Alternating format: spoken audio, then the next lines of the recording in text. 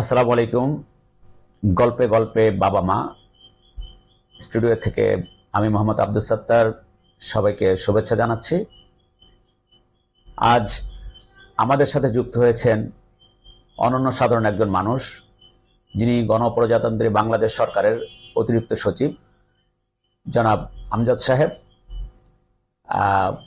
উনি আজ আমাদের মাঝে এসে আমাদেরকে ধন্য করেছেন। স্যারকে আমি আমার কর্মজীবনে কিছু সময় স্যারকে পেয়েছিলাম।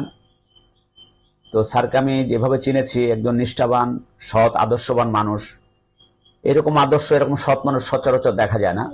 ওনার অনেক অপরন্ত সুযোগ থাকা সত্ত্বেও উনি কখনো কোনো অন্যায়ের সাথে আপোষ করেননি। এমন একজন মানুষ, সাদা মনের মানুষকে আমরা পেয়েছি। সত্যি গল্পে গল্পে বাবা মা আমাদের এই প্রতিষ্ঠান অনেকটাই ধন্য হয়েছে আমি বলবো স্যারের পদধূলিতে।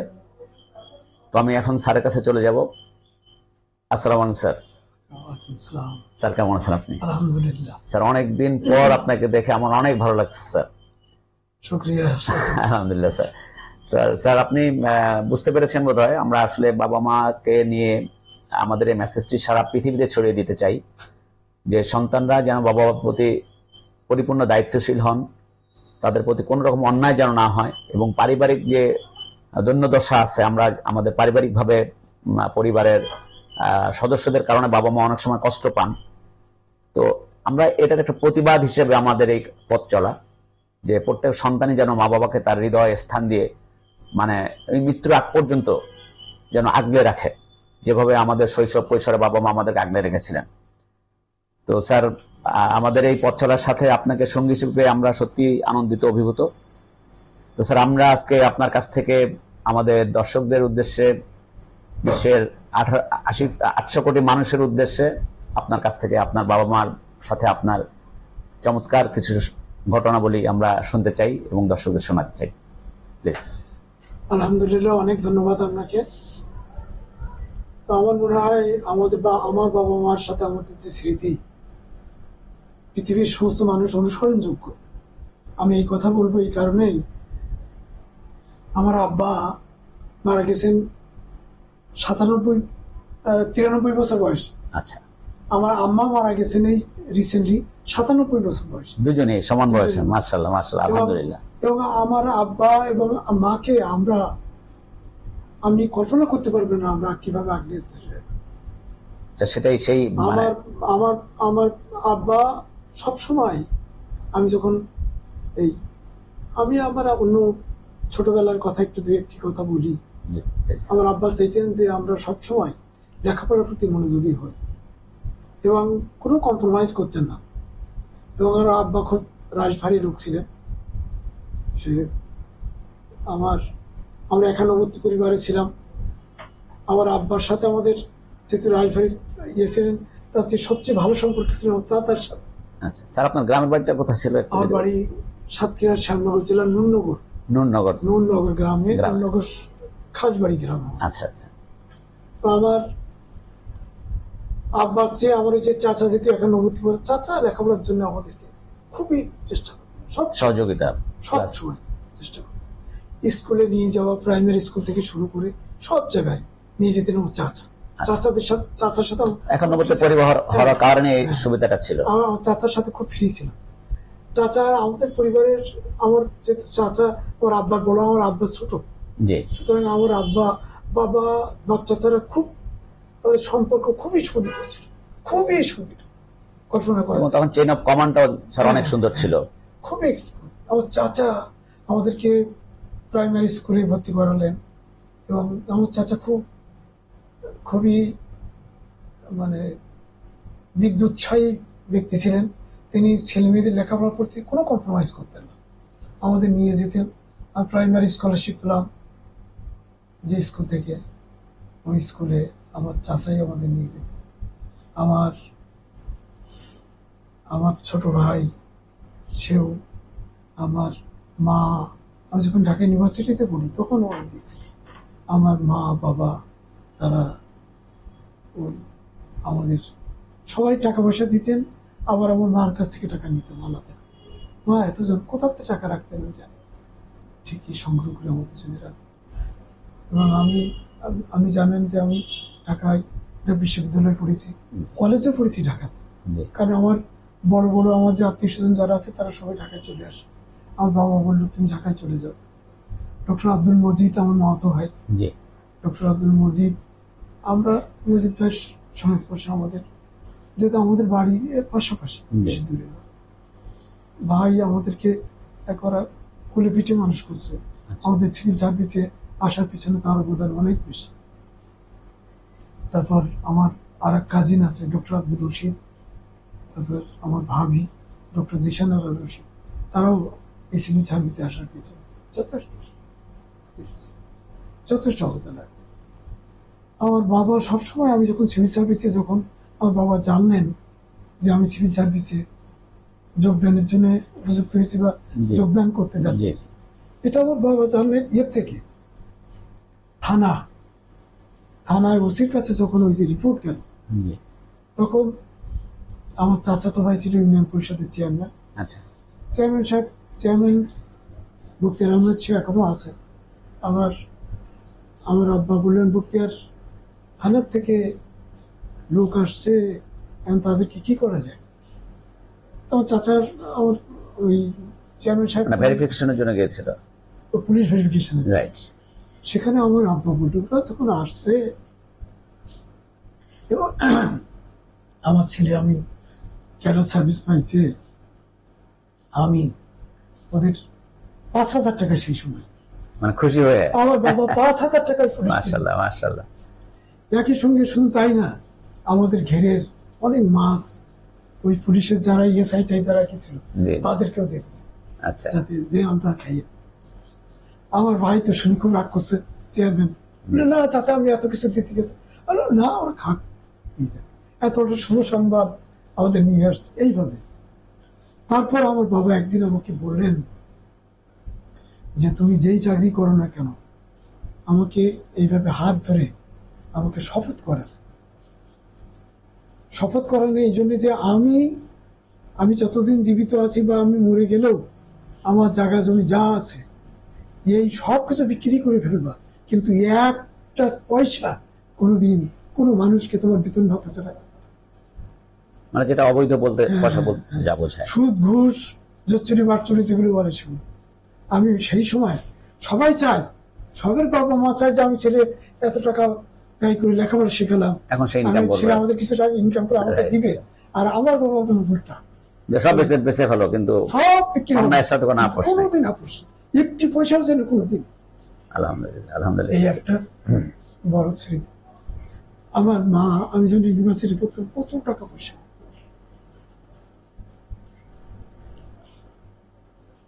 এই বাবা মাকে আমরা কোনোদিন একটু শব্দ করতে। সুবহানাল্লাহ সুবহানাল্লাহ। আমার ছোট ভাই আবুল হোসেন ওয়েস্টার্ন ব্যাংকে চাকরি করে। আমি আবুল হোসেনের পরিবার, আমার সব ভাই বোন সবাই মিলে আমার মাকে, আমার বাবাকে আমরা মানে সামান্যতম তার থাকা খাওয়া, তার চলাফেরা, তার সব কিছু সব সময় চেষ্টা করেছি বাবা যেন একটু কষ্ট না পায়। আমার বাবা মারা গেছেন 93 বছর বয়সে, আমার মা মারা গেলেন 97 বছর বয়সে। আমার ভাই, আমার বোন, আমার ভাই বোন, আমার আত্মীয় স্বজন আশেপাশে যারা আছে, আমার মা সব সময়, আমার মা ঘর থেকে বেরিয়ে তাদের নাতিপুতিকে সবাইকে নিয়ে থাকতেন এবং সবার সাথে হাসি খুশি ভাবে জীবনযাপন করতেন। কোনোদিন আমার মার মুখ একটু আমি কালো দেখি, সবসময় হাসি খুশি থাকতেন। এবং আমার মাকে সবসময়, আমার মা শেষ পরে যখন না খেতে পেতাম আমার মুখে গালে উঠাই দিতাম। মাকে আমরা ইনসুলিন দিছি, তারপরে মাকে বিভিন্ন ডাক্তার দেখাইছি, বিভিন্নভাবে সহযোগিতা করছি যাতে মা সবসময় সুস্থ থাকে। এবং মা কখনো, আমরা মাকে পৃথিবীতে হারাতে হবে এইটা আমরা কখনো চিন্তাই করতে পারি, কেউ চায় না আসলে, এই সম্পদ কেউ হারাতে চায় না।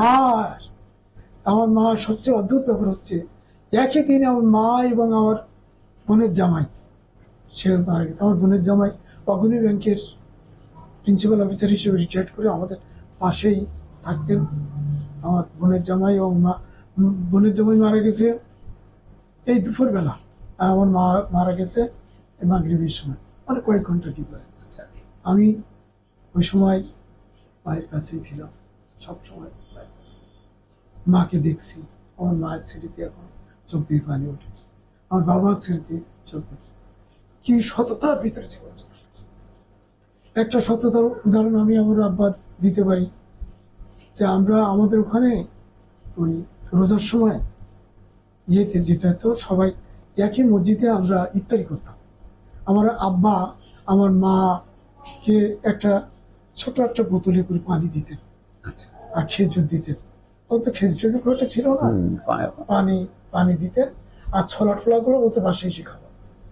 তা আমি আমার আব্বাকে জিজ্ঞেস করলাম, আমার আব্বা পকেটে করে ওই যে কাঁচের বোতলে আচ্ছা পানিটা নিয়ে ওখানে ইফতারি করতেন, ইফতার করে বলতেন যে আমি আর কিছু খাবো না। কেন? আমি বললাম তাহলে তো, আমি আব্বাকে বলতাম, আব্বার সাথে খুবই ভালো সম্পর্ক, আচ্ছা আচ্ছা। তাহলে তো তোমার ইফতারি কেউ খাবে না। তো বলছে না, আমারটা তো হালাল, ওদের ইফতার তো হারাম। কি আমি জানি না হারাম হালাল, আমারটা তো হালাল। তো আমি যে ওই জন্য ওদেরকে খাবো না, আমি আমারটা বাসায় যেয়ে এবার খাবো। কলা টলা যা কিছু আমার মা আবার তৈরি করে রাখতেন, সেখানে যেয়ে খেতেন। কনফিডেন্স ছিল এরকম আর কি। প্রত্যেকটা মানুষই জানে সে কি করছে, এটা তো সিম্পল ব্যাপার। কোনোদিন কোনো খারাপ কাজে পার্টিসিপেট করিনি, কোনো মানুষের সাথে খারাপ ব্যবহার করিনি, কোনো খারাপ কাজ, সুদ ঘুষ চচ্চড়ি বচ্চড়ি কোনোদিন আমার আব্বা, আমার চাচা, আমার পরিবার কেউ সংশ্লিষ্ট ছিল না। এবং আমরাও আমাদের রক্তের সাথে সেগুলো আমরা কোনোদিন করি, আমরা সেইভাবে মানুষ হয়েছি। মানে সেরকম আদর্শ পিতার আদর্শ সন্তান আপনারা স্যার। আল্লাহর কাছে স্যার আপনার আম্মা অসুস্থ হয়েছিলেন কিছুদিন? সামান্য অল্প। আমার মাকে আমরা অসুস্থ হতেই দিই। আচ্ছা। আমার সবসময় মাকে এই 15 দিন না, এক সপ্তাহের মতো মা একটু ওই যে সর্দি কাশি, মা যখন একটু সর্দি কাশি বোধ করছেন, সঙ্গে সঙ্গে আমরাও চলে গেছি। আচ্ছা। আমার ভাইটাই তো আছে, আমার ভাইয়ের অবদান সবচেয়ে, আমার ছোট ভাই, তার ওয়াইফ টেপ, তারা সবাই, আমার পাশে বোন টোন যারা ছিল, আমার আত্মীয় স্বজন সবাই মিলে আমরা মাকে, মার জন্য এবার মা জানা যায় যে কি পরিমাণ লোক আছে, ও আপনি কল্পনা করতে পারবেন না। আমার কত লোক, আমার ওই এলাকায় যত আত্মীয় স্বজন আছে, শুধু মুফতি মহাদেশ এরকম হয়েছে প্রায় 8-10 জন, সবাই আমার মার কাছ থেকে তারা বিভিন্ন সময় বিভিন্ন ধরনের ওই যে খাইছে, তার নানা খালু আমার মার তাদের আত্মীয় স্বজন সম্পর্কে হয়, তারা আসছে, তারা খাইছে। আমার মাকে যে কি শ্রদ্ধা করে গেল আমার মানুষ, আমি বুঝছি। হিন্দুরা, আমি কল্পনা করতে, কত যে হিন্দু আসছে জানা যায়। শুকরিয়া, ভালো মানুষ বলেই তো এটা আল্লাহর পুরস্কার, এটা স্যার দুনিয়াতে। এবং আমি ওই সময় বললাম সবার সামনে যে আমি আমার মায়ের ছেলে হিসেবে আমি বলছি, আমি মায়ের জন্য আমি ওয়াজ করছি। আমার মা অসুস্থ থেকে ওয়াজ করতে পারিনি, আমি আব্বার ওয়াজ করছি, আমার মায়ের ওয়াজ করছি, আমার মিসেস ওয়াজ করছে, আমরা আমার নিজের ওয়াজ করছি অনেকবার। মক্কা শরীফে আল্লাহ আমাকে যাওয়ার সুযোগ দিয়েছে সরকারি চাকরি করার জন্য। আমি বাবা মার কাছে আমি বলছি যে আমি আমার মার গ্যারান্টি দিচ্ছি, ইনশাআল্লাহ আমার মা অবশ্যই জান্নাত। সুবহানাল্লাহ, সুবহানাল্লাহ। সন্তান কত কনফিডেন্স স্যার, আলহামদুলিল্লাহ, আল্লাহ কবুল করুক আপনার দোয়া, আল্লাহু আকবার। তো অবশ্যই আমরাও দোয়া করি যেন আপনার সেই আত্মবিশ্বাস সত্যি আল্লাহ যেন ওনাকে জান্নাতের সর্বোচ্চ আসনে আসীন করুন। আমি কল্পনা করতে পারি না, আমার মায়ের মৃত্যুকালে যখন মাকে আমি চুমু দিতে গেল, মনে হয়েছে মা চেহারা বেশতের নুরানি চেহারা।